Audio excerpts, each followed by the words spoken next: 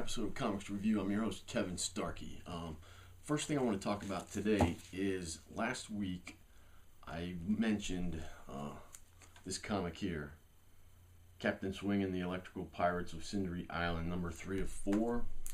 It's by Warren Ellis, and it had been 6 months since issue number 2 came out, and I commented that that's a long time, and it clearly is a long time. And I didn't remember any of it, and I didn't think I wanted to even go back and reread the previous 2. I felt very confused reading it, and I decided I did want to go back and reread issues 1 and 2, and then I reread 3 actually, and it all made perfect sense after I did that, and I actually like it quite a lot. So I want to take back what I said last week. It's definitely a good comic. It's from Avatar Press too, I think. Yeah.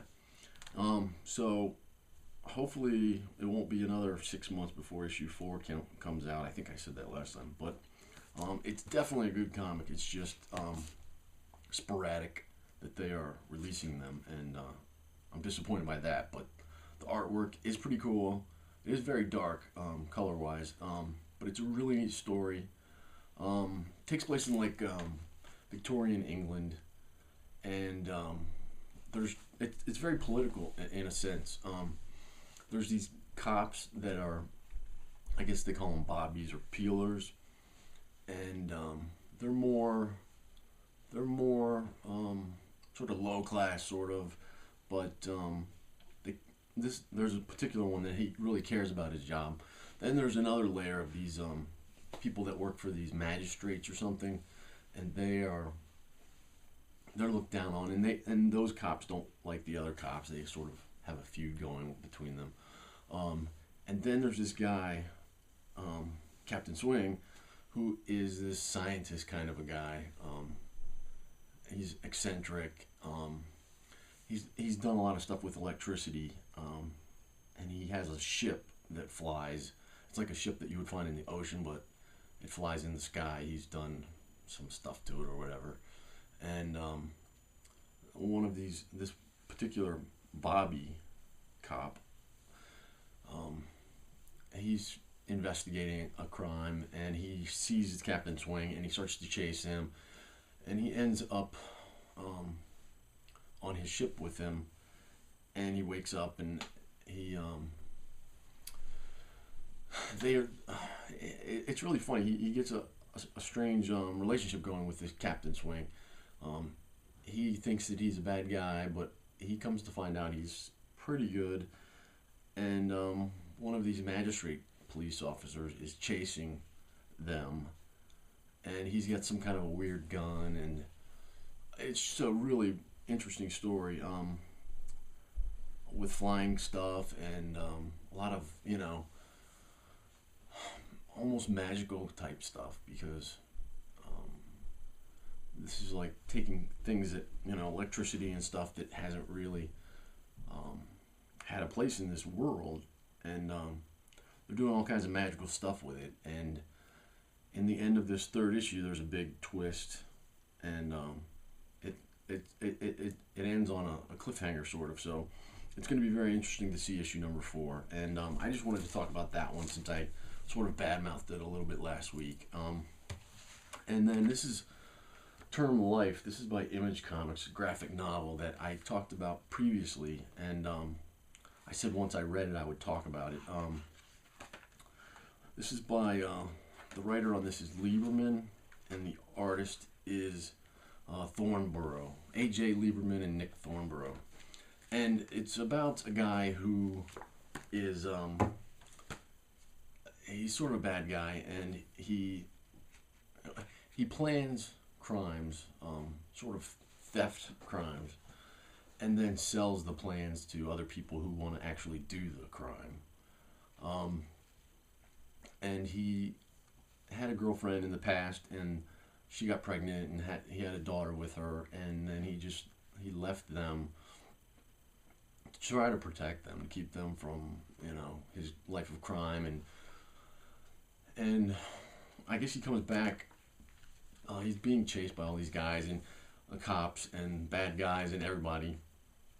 And he realizes he's probably not going to make it, and he wants to do something. He's kept up with his daughter, even though she doesn't know about it. She thought that he just left, and she sort of blamed her father for just being a jerk.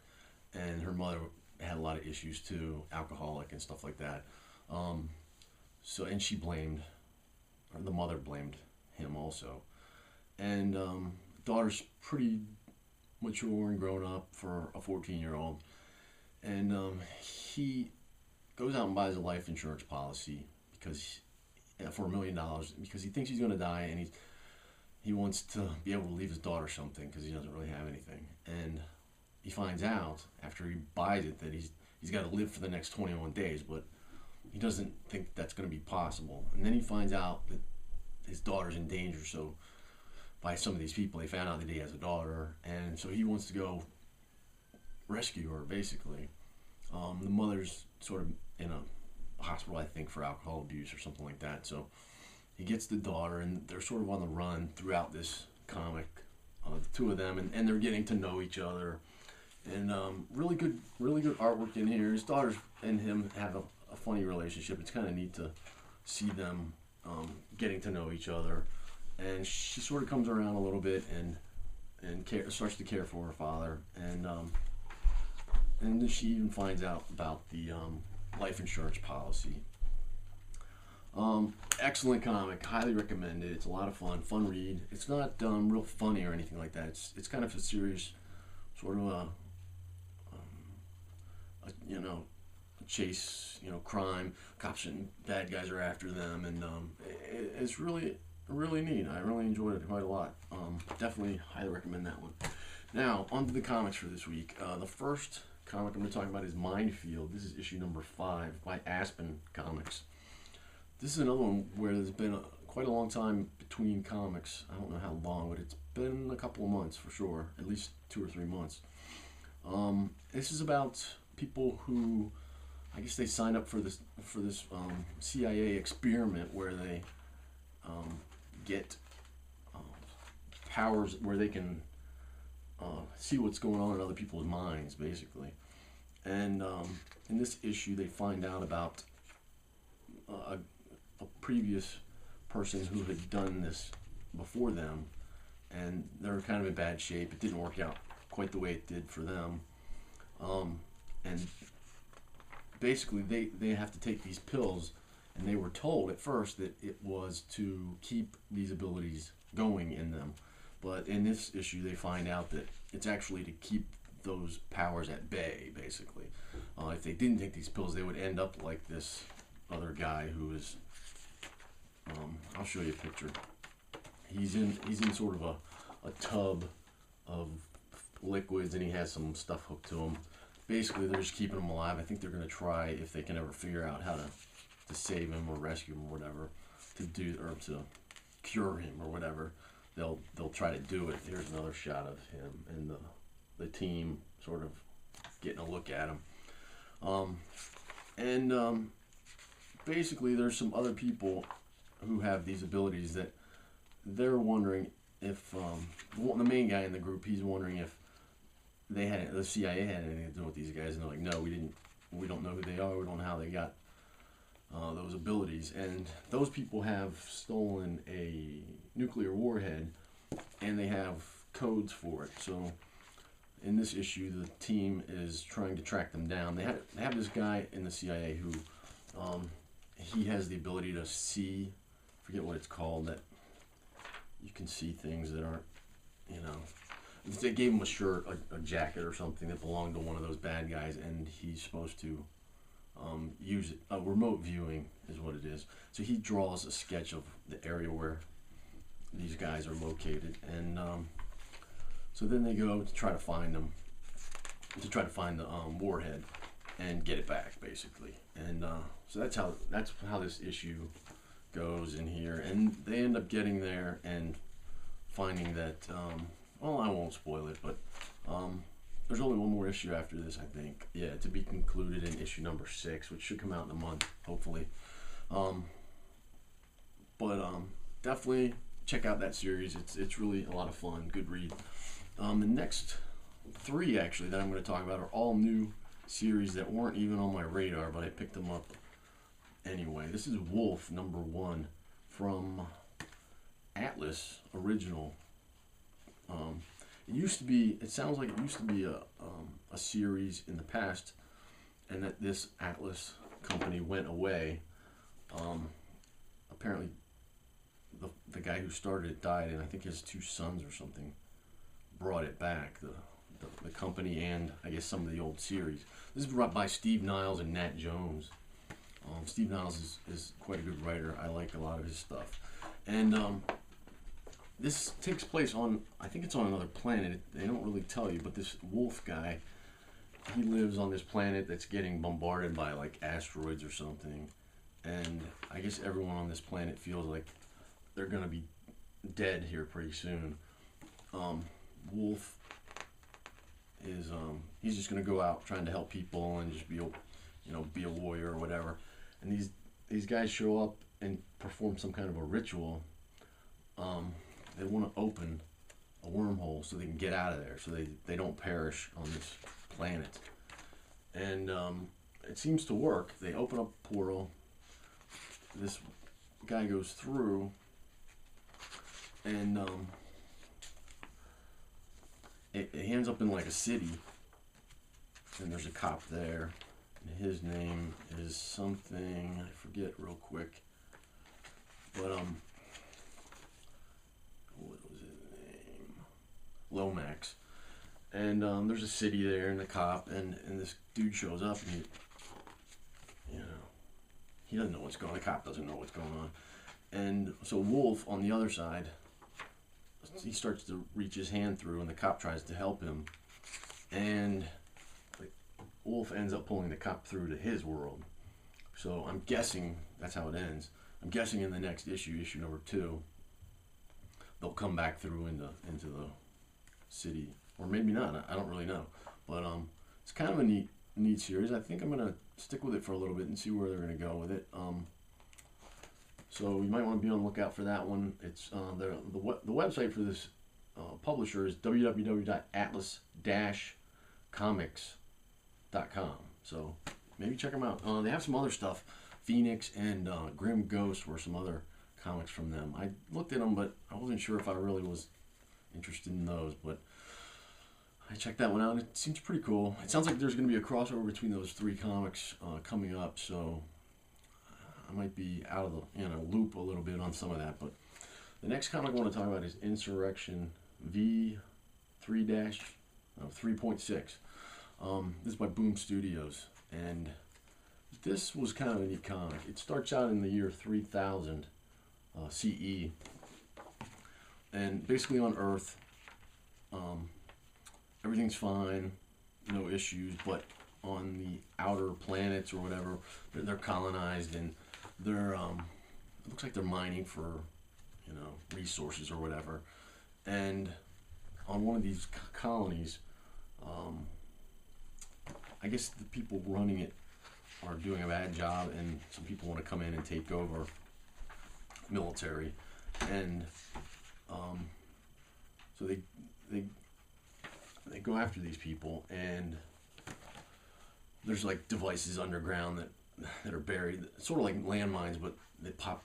If they step on it, this thing pops out like a spider kind of thing it chops people and does all this shooting at them and stuff. So they have to be really careful about these things. But then you find out these soldiers or whatever coming in here are all robots with like human skin over their skeletons. So in this world, there's a lot of these robots, and you find out that they sort of have relationships with each other too. And then they explain that there's one of these android or whatever. They call them auts, A-U-T. I'm not sure. I guess automatons or whatever. But I guess one of these guys, his name's going to be Tim. He's special and different from the others. So that's going to be. He ends up going to this colony to take the place of the one soldier that was killed, captain or whatever. And the humans treat them differently. Like a little child sees one and waves, and the mother says, "No, we don't wave at odds. So they travel to the world, and there's a man and his wife and kid that are going to. The man is going to sort of take charge of this place and try to get it running properly or whatever. And it's kind of a neat series. I'm gonna stick with this one, I think, for sure. There's mining stuff going on the planet, and they got different levels of robots. Like some of them do the mining, and there's like radiation there, so there's something a little different about them. They don't last as long, and their skin is sort of melting off. And there's just it's neat to see the world building that's going on in this comic. It ends with the man who came there to run things. He steps on a mine, and it sort of leaves you there to not let you know what's going to happen next, but I'm guessing he'll survive somehow. But definitely pick that one up. It's actually kind of fun. And then the last comic I'm going to talk about, this is Ruse it's actually by Marvel, but it's cross-gen as the imprint, I guess, by Marvel. I had never heard of this. Apparently it's an older series because there's a graphic novel out, Ruse. It takes place in Victorian England also, like the other one, and it's kind of Sherlock Holmes-esque. It's a man and a woman, though, and she's sort of his partner, but it says on here, he's the world's greatest detective, she's even better. And it starts off, they're going to investigate what appears to be a murder, but he quickly determines that it's a suicide. And since the guy's royalty and his butler or valet guy knows that it would shine a bad light on the royalty, so he took a cleaver and chopped the guy's head off, so that he tried to make it look like it was a murder, but really the guy had written a note, and then the valet guy found the note, burned it, chopped the guy's head off, and made it look like a crime, murder. So he takes off, and then they go after him, and it's a fun read. I always like those Victorian time period pieces. And the girl, she's real neat. She's clever and smart, and the guy has this round tank or whatever it's like a deprivation kind of a thing, sensory deprivation thing, and he's sleeping in there, and she wakes him up early, and they found hairs, a rat hair and a dog hair on some piece of evidence, and they go to investigate that, and there's some dog fights and all that kind of stuff. So it's there's a shot of the dog fight there. Good art, good writing in here. I'm definitely gonna check this out for the next issue. It's very Sherlock Holmes-esque. I really enjoy that about it. Sort of a mystery, trying to solve everything. So sorry I'm rambling a little bit, but it's a fun read. Definitely pick that one up. And the rest of the comics I got this week that I haven't read yet, let me go through them real quick. Image Comics, number 8, Morning Glories. Good series, I'm enjoying that one. Here's Twilight Guardian issue 3 of 4. It's by Top Cow. I wrote the writer on this, Troy Hickman, after I read issue number 2, to tell him, well, because he said in the back, he said, write to me and let me know what you think of the comic and if you have any comments or whatever. And I didn't really enjoy the second issue very much. It took place at like a comic book convention. She went there, and she was meeting up with a bunch of other people who sort of guard their neighborhoods, and not a lot happened. It was pretty boring, and I'm just waiting for something good to happen in this series. So hopefully, he wrote me back and he said, thanks for writing, and sorry, it wasn't as exciting or whatever. And he's like, hopefully, you'll like where it goes and stuff. So that was kind of neat. I'll let you know when I read the next one if it turned out to be a good series or not for me. Here's The Walking Dead Weekly number 11. That's from Image Comics. I'm enjoying that series, of course. Here's Artifacts number 6 of 13, yeah, and that's by Top Cow. Good series. I'm enjoying that one. Here's number 3 of the 5 Ronin by Marvel. 3 of 5. This is the one with the Punisher in it. I haven't read that yet, but I've enjoyed that series a lot. Here's Soldier Zero number 6 from Boom Studios. That's one of those Stan Lee comics. That's a lot of fun. Here is The Guild, Tink. It's a one-shot. This is from Dark Horse Comics. I enjoyed the video series on the internet, The Guild, and I've been picking up some of those. It's written by Felicia Day, which she's a star of The Guild. Those are a lot of fun. They're kind of cheesy and silly, but I enjoy them. And here's Infestation, G.I. Joe, number 2 of 2. I'm really enjoying that series. I wasn't sure if I was going to like the G.I. Joe series because I haven't read any, but it's pretty cool. I enjoy it. And then the last comic is Time Lincoln. This is Time Lincoln versus Cuba Commander. And it's kind of a cheesy series. This is issue number 1. It's by Antarctic Press is the publisher on this. Cool artwork. It's a neat story to see Lincoln traveling through time and meeting different people, you know, from different time periods that he never would have really met. And it's kind of fun. It's cheesy, but it's pretty cool. And that's it for this week. Please leave a comment here on YouTube or over on my blog at twodognight.net and let me know what you're reading. Have you read any of the stuff I talked about this week? And I'll see you next week. Take care. Bye-bye.